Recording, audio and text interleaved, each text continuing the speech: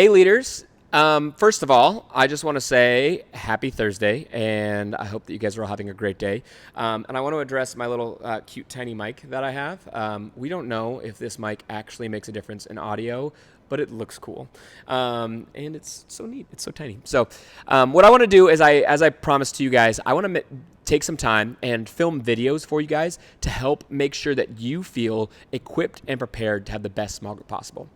I truly believe that the power of youth group is found in small group.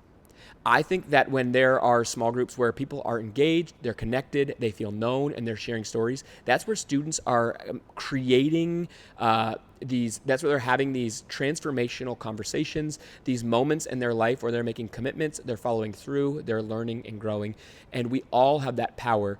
But sometimes we're not exactly sure how to get there. We all show up, and especially if you're with a new group or it's your first time leading or there's freshmen, you get this group of people that just shows up and everyone's uncomfortable, no one's talking, and you're like, what do we do?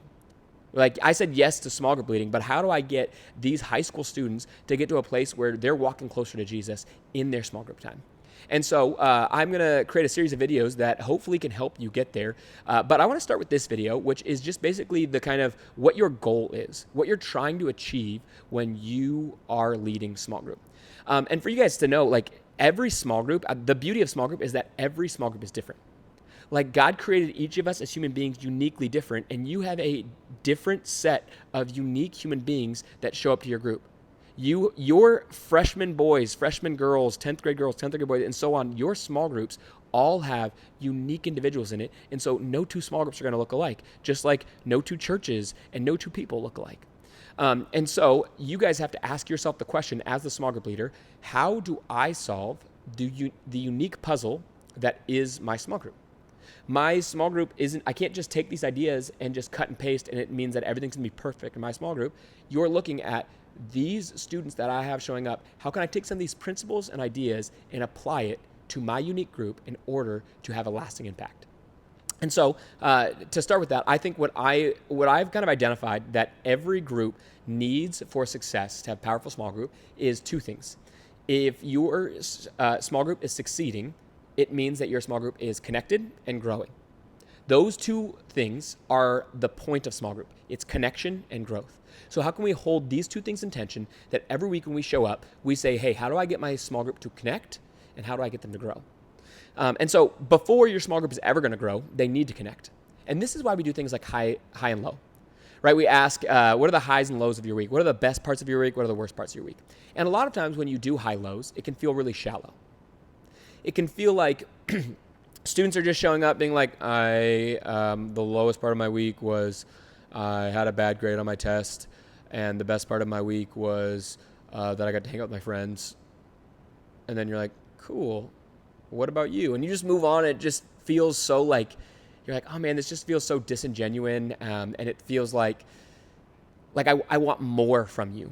And so for you guys, don't just be like, oh, highs and lows don't work. Really focus on how can I frame this for the students so that it makes an impact on them. Asking questions like, even telling students, sometimes I think we're scared to tell students like, hey, the reason we do this is because we want to get to know you guys better. So we hope that you would share what happened in your week, that you would really think about this and just share about how your week went. And sometimes like if you're doing highs and lows with students and it's creating really good conversation where you're knowing your students better and it takes the entire group time, great. That's awesome. That means that your students are feeling connected. But also, if you feel like highs and lows are shallow, something you can do is just start asking questions.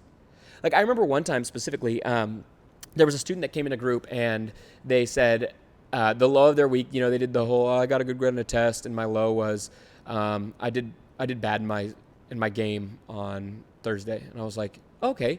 And they're like, yeah, and it just sucked because my parents were like bummed that I did bad. And I could have just passed on and went to the next person. I said, what do you mean your parents got bummed that you did bad?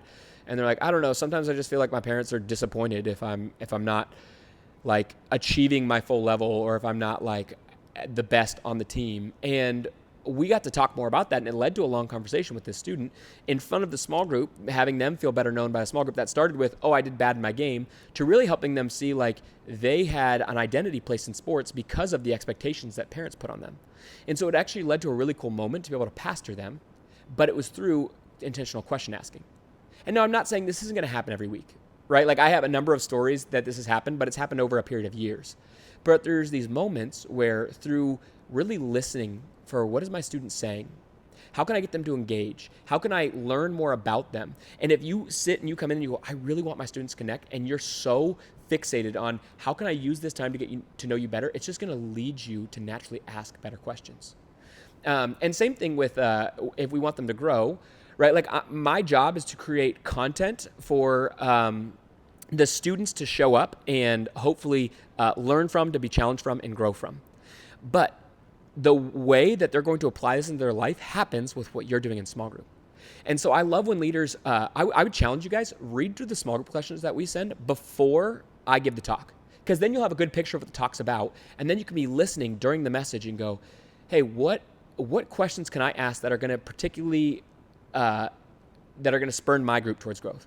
How can I ask questions that I know with what my students are? You know, because even guys and girls operate different. So you might be like, this question might be better suited towards girls if I ask it in this way. Or this might be better geared towards 12th graders who are about to go off to college if it's framed in this lens. So when you're really intentional about how can I ask questions that are impactful, that get my students to grow, it makes a lasting difference. And so here's what I want from you guys. I want you to find out. I said that your group is uniquely wired. And so I want you to find out, hey, what can I do this week, this month, in the month of October to get my group to connect? Let's focus on connection first. We want them to grow, but let's focus on connection. And if you say, hey, maybe my group just needs time. Maybe they need an outing outside of church to feel like they're bonding or connecting. Or maybe, we need to play like a goofy small group game. Maybe your favorite board game, you bring it to small group and for an hour you play it together. Whatever it is, I want you to really focus on, we don't just want to be distracting, but we want to build connection and opportunity to get to know them better so that they can open up, to challenge them to be vulnerable, so that when they're vulnerable about what's going on in their life, then we can use the sermons and the topics to help them grow. But small group starts with connection first. It's the reason we're here. It's the reason they keep coming back, is the community they have, is the people doing life alongside them. So let's be on the front lines as small group leaders, as people who said yes, by helping them connect with one another so that ultimately we can lead towards them having lasting community and them growing in the church. Thanks, guys. We'll see you Sunday night.